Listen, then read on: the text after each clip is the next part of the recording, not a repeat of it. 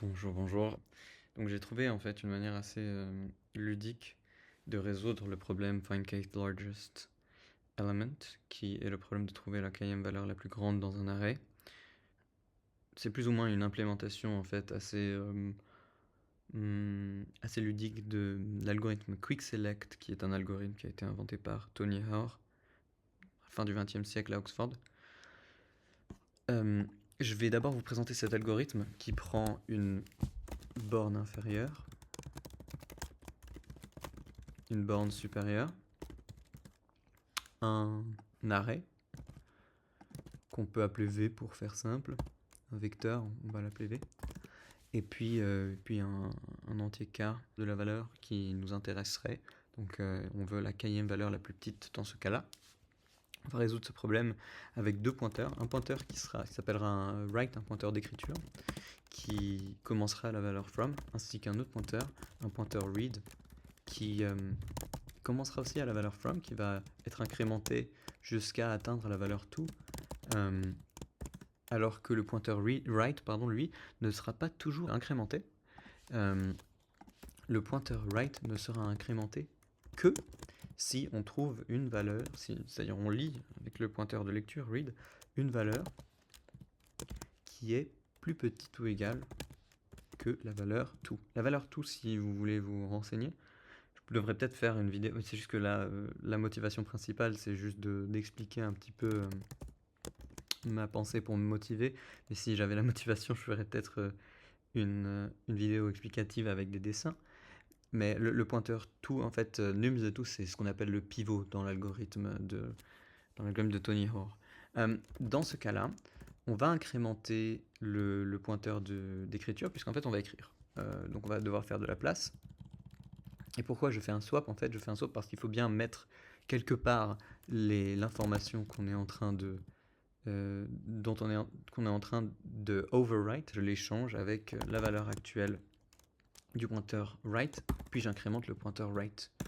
Ensuite, en fait, cette ligne même qui est en fait très très courte, elle suffit à incrémenter le pointeur write pour de telle sorte à garantir que tout ce qui est à gauche du pointeur write, pour être exact, à gauche du pointeur write moins 1, donc on va en fait décrémenter le pointeur write de 1. La raison pour laquelle on fait ça, c'est parce que vous voyez ici, read va être égal à to à un moment. Et donc ça garantit que ça soit vrai, et donc ça garantit qu'en fait on incrémente write une fois de trop. Donc tout simplement, if write moins 1, donc on décrémente write de 1, est strictement inférieur à égal à k par exemple, et bien dans ce cas-là en fait on a trouvé la réponse, puisqu'on a garanti avec nos swaps, on a garanti que tout ce qui était à gauche de write était plus petit que nums de write, et tout ce qui était à droite de write était plus grand que nums de write. Ça veut dire quoi? Ça veut dire que nums de write est trié en fait, et au bon endroit. Mais si write est strictement inférieur à k, ça veut dire que effectivement tout ce qui est à gauche de write est bien trié, mais k est à droite de write, et tout ce qui est à droite de write est au bon endroit par rapport à write, mais c'est pas sûr que tout ce qui est à droite de write soit bien trié. Et c'est pour ça qu'on va donc réappeler quick select avec des bornes différentes, en commençant par write plus 1,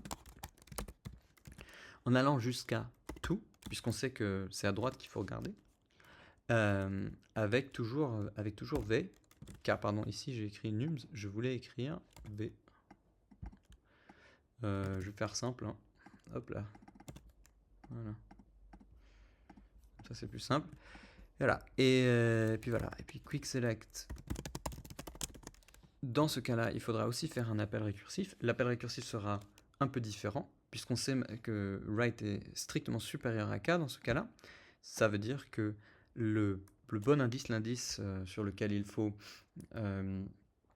recurse, je ne sais pas comment on dit en français, il est à gauche. Donc ça veut dire qu'il faudra faire ça. Il faudra appeler la fonction comme ceci.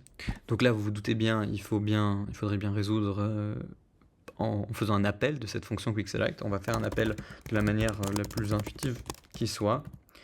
Pour la plupart, on va juste tout simplement faire un appel comme ça, avec les bornes du début et de la fin de l'arrêt. Simplement, il va y avoir une légère non-trivialité quand on va devoir se poser la question de qu'est-ce qu'on passe comme argument k à quickselect, puisqu'on sait que quickselect il rend la kème valeur la plus petite, eh bien on va devoir passer v.size moins k comme valeur d'entrée. Et là on a bien un algorithme qui fonctionne. Voilà.